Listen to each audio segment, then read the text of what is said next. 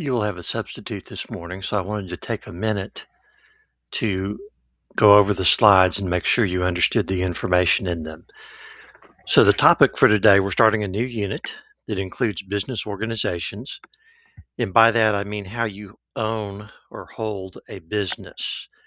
And for purposes of this class, we're going to talk about three types of business organizations: sole proprietorships, partnerships, and corporations.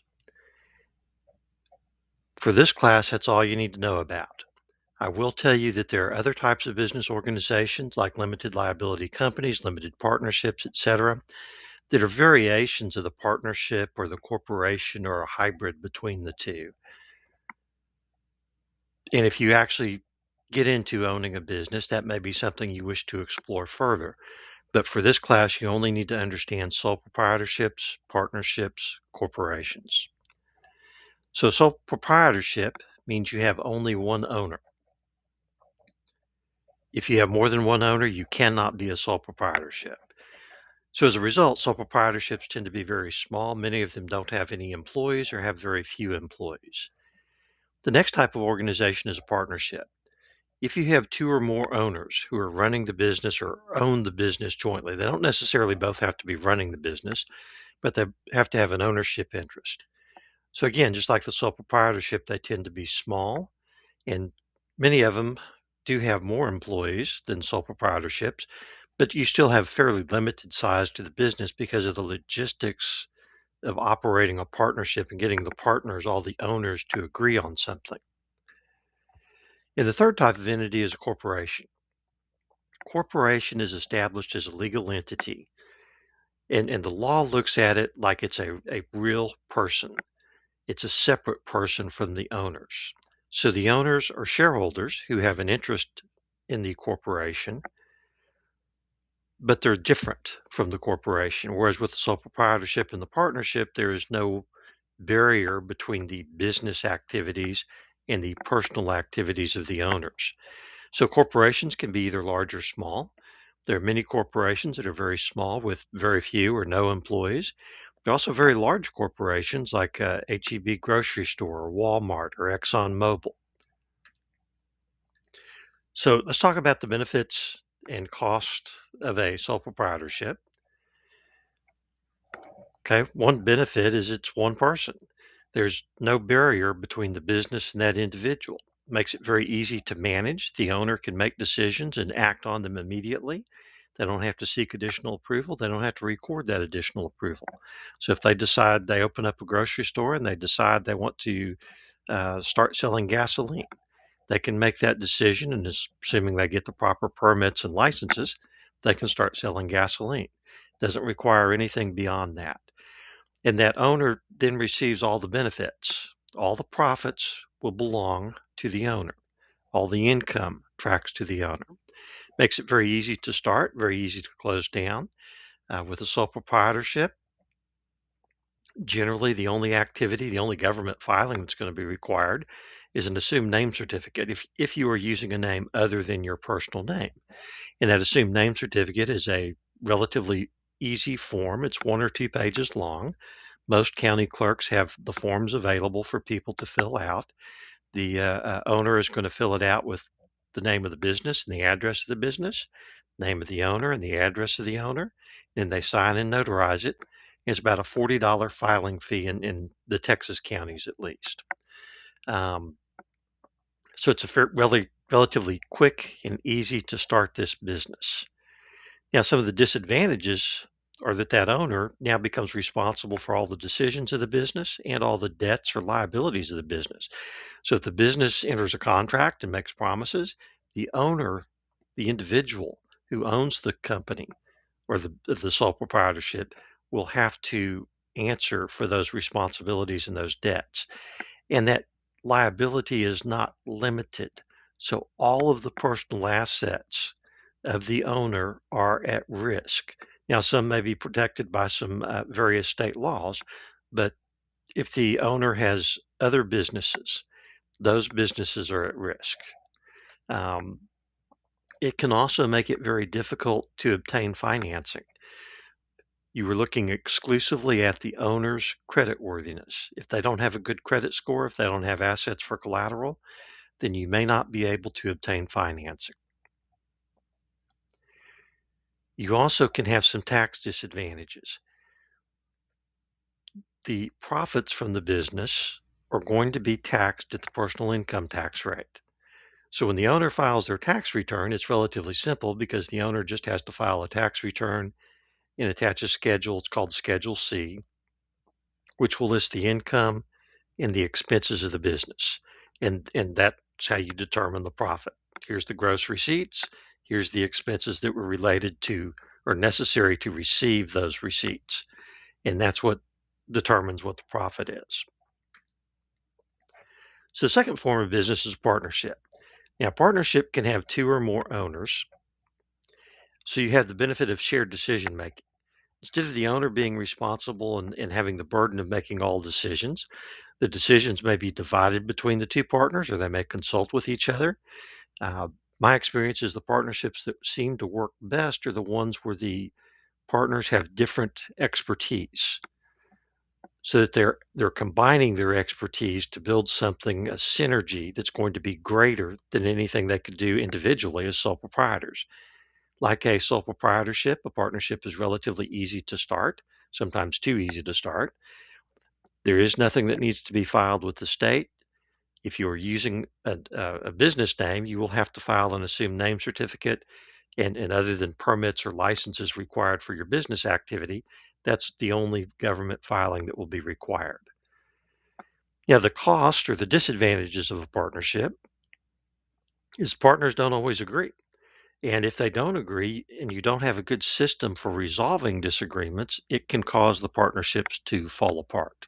So they may have disagreements about whether they move to a new office space, or disagreements over hiring and firing employees, disagreements over doing business with different customers, disagreements over what line of business they want to get involved in. You also have to think about what is going to happen to the business if one person, one of the partners, chooses to leave the partnership, or they decide to close down the partnership. What happens? How do you divide the assets? How do you divide the value of the business? Probably the biggest cost, and the reason I generally recommend against general partnerships, is unlimited liability. Um, just like a sole proprietorship, there is no real distinction between the business and the owners. So any debt or liability or contractual promise by the partnership is the responsibility of the individual partners. And the real drawback to a partnership is you have unlimited liability for your partner's decisions. So in a sole proprietorship, I can decide what risk I'm going to take on, what contracts or promises I'm going to make. But in a partnership, if my partner goes out and makes a decision, borrows money, I am now personally liable for that debt, even though I didn't know about it, even though I did not participate in making that decision, even though I did not individually sign off on anything. But because we have a partnership and it's a debt of the partnership for the partnership business, that means I have unlimited liability for that debt. Now, just like a sole proprietorship, a partnership makes it difficult to obtain financing. You're looking at the credit worthiness of the partners. Now, sometimes you'll have a partnership where one partner has good credit worthiness and the other one does not. And in those situations, you're borrowing money based on the credit worthiness of the partner who has the best credit. Um, so it's possible to borrow money as a partnership, maybe sometimes easier if you have bad credit, you want to go into business with somebody who has good credit, assuming they will go into business and accept that risk with you. And like a sole proprietorship, the profit is taxed at personal income tax rates, not at business rates. So sometimes corporations have a lower, not sometimes, historically, corporations have had a lower tax rate than individuals. So because of that, it sometimes makes sense to have the money earned by a corporation and have those earnings kept in the corporation. Now, the third type of business entity is a corporation. Some of the benefits of corporation, the big benefit is we've now got a separate legal entity, and that entity is held responsible for its own decisions, and that does not pass through to the shareholders. So, for example, if you were to purchase stock in a large company, say you purchase stock in Walmart, um, Walmart could incur debts and liabilities, and you would not, even though you're part owner of Walmart, you would not have personal liability for those debts and liabilities. The corporation as a separate entity would be required to satisfy those debts and contractual obligations. So the ownership is separate. Instead of having one business and owners that are one entity, we have a separate entity for the business and for the owners. Generally, a corporation is managed by a board of directors. So you have shareholders who own the company. You have a board of directors or directors who uh, manage the company. And the directors, in part, may appoint officers like a president and vice president who manage the business on a day to day business. Now, there's different layers of uh, uh, management or different layers of activity, different types of activities can help insulate the owners from that liability. As a separate entity with its own assets and its own business activities, a corporation may find it easier to get financing, may have options available to it that would not be available to a partnership or a sole proprietorship. And because corporation is a separate entity, it also pays income tax. So it will pay income tax at the corporate tax rate, which again historically is less than the tax rate for individuals. Now, some of the disadvantages or cost of having a corporation, it's more expensive to set up. You have to file documents with the Secretary of State. Instead of a $30 or $40 assumed name certificate, you now have a filing fee of $300 to $400 to file it with the Secretary of State in Austin. And the paperwork is more involved, a little more complicated than that assumed name certificate. A corporation may also be subject to some additional paperwork in state and federal regulations. Corporation may have managers with absentee ownership. So again, using the example of buying stock in a big company like Walmart, just because I've purchased stock in Walmart doesn't mean I can walk into a Walmart store and start telling them how to run their business. I may own a small piece of it, but I don't have any authority to run the business, so that ownership is separate from the management of the business. Now, a corporation can be publicly or privately held. Uh, Publicly held means the shares are sold to members of the public. They can be sold on a stock exchange or they may be sold off of a stock exchange. But if the shares are publicly offered for sale, you are subject to a number of regulations, including the regulations of the Securities and Exchange Commission or the SEC, and you're going to be required to file reports with them and get approval from them to offer the sale. You're talking about a much more expensive procedure, much more expensive process, much more involved paperwork to set up a publicly held corporation. And one of the drawbacks to a publicly held corporation is the information from that business, your profits and losses, has to be shared with your shareholders and will also be available to the general public. Everything you file, not everything, but most things you file with the SEC are going to be available to members of the general public. Yeah, a corporation can also be privately held, which means the shares are not traded over a stock exchange. They're not offered uh, for public sale. So generally, these shares are owned by the founder of the company or the family members, management, or private investors. So, for example, HEB Grocery Store is privately held, so you can't go buy stock at HEB Grocery Store. Because they are privately held, they don't have to file all the public reports that a publicly held company has to file. They still have to share information with the shareholders, but they don't share it with the general public. So it can be, if you want to protect your privacy or privacy about how you run your business, you want to be a privately held corporation. Liability. Liability is the debts, the contractual promises that are made by a company and result from its business operations, whether they're daily or extraordinary. Now, the sole proprietorship and the partnership, one of the big drawbacks of those business entities, like I mentioned before, is unlimited liability. If you are one of the owners in a partnership, one of the partners in a partnership, you have unlimited liability for all the debts and liabilities of that partnership that are created by any of the partners. And that's what makes it a scary thing to do. Now, the same thing in the sole proprietorship, but you have more control over what you decide to accept or not accept. Individuals can be sued. They can lose their personal assets to cover those debts. A corporation offers limited liability. So if I spend $100 to buy a share of stock, I may lose my $100. If the company fails, then my $100 is gone. But so I've got that limited liability. They can't come after my personal assets. It's only the money I invested in the company that I may lose. Corporation is responsible for its business activities and its debts and obligations. And that limited liability is one of the reasons it makes the corporation such a favored way to own a business. Financing is another benefit of a corporation. Financing is the ability to borrow money to start or expand the business. With a sole proprietorship or a partnership, really the only way to obtain financing is to borrow money, generally in the name of the owners. So the owners are going to be personally liable anyway for paying that bill. So whether it's a personal loan or coming out of personal savings, that's where the financing is coming from. Now, you can finance, and many people do try to finance their businesses using credit cards. The interest rate on credit cards is so high that that is almost always a mistake. If you're truly seriously looking at starting a business, you want to apply to your bank to try to get a personal loan so that you're paying a better interest rate, a more favorable interest rate than you would be charged on a credit card.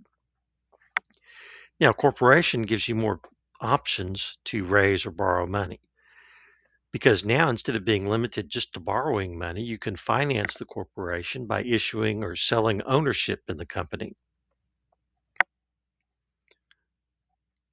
So, for example, there was a time a few years ago when Bluebell Ice Cream had some problems. And one of the ways they were able to solve that problem is they brought in an investor who loaned the money on the condition that if the debt wasn't paid in a certain time, they would become part owners of Bluebell Ice Cream. So you have ways to obtain funding outside of just a straight up loan because you can attach it to a sale of part of the business or purchase or sale of the stock. Tax issues. Taxes, of course, are what you're going to pay the government for the income. Sole proprietorship and partnership, you're going to pay the individual owners are going to pay taxes on their personal tax rate, ordinary income. There are some deductions, of course, for business expenses that will offset that income to determine what the net profits are. For corporations, the profits are taxed at the corporate rate. So it gives you increased options for deducting business expenses and employee benefits. And one of the big advantages of a corporation is the ability to provide better employee benefits. I'm talking about retirement plans, health insurance, and so forth. And some of those are advantaged, or the tax code is written in such a way that corporations can offer better benefits than a sole proprietorship or a partnership.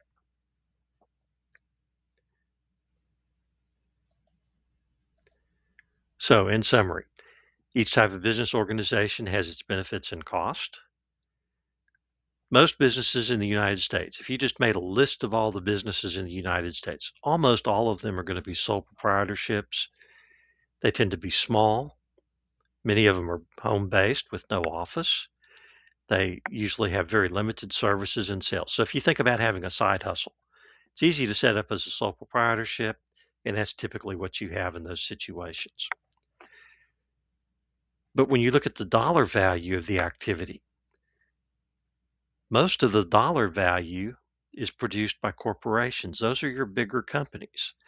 Now, not all corporations are big. There are small corporations, but all of the big companies, the Walmarts, the Exxons, the big banks, they're all corporations, and they can be publicly or privately held depending on how that business has evolved. Um, And when you're thinking about which business organization to use, three of the factors you're going to look at are how liability is determined, how financing is determined, how taxes are determined. And once you've decided, looked at those three factors, you can make a decision about which business entity is in your best interest for operating the kind of business you're going to be operating. If you're involved in any kind of business that involves large risk or liability for large amounts or possible liability for large amounts, you almost always want to organize it as a corporation to try to protect your personal assets. So again, for this class, we're focusing just on the three entities: sole proprietorship, partnership, corporation. They've been around for a long time. Uh, the laws are pretty uniform from state to state on those three types of business entities. When you start talking about the other types of business entities, you see a lot of variation from state to state. Um, and some of the business entities are not as well established as the corporation, partnership, and sole proprietorship. Sorry I couldn't be there today. I hope that makes sense, and hope it's helpful to you. Thank you.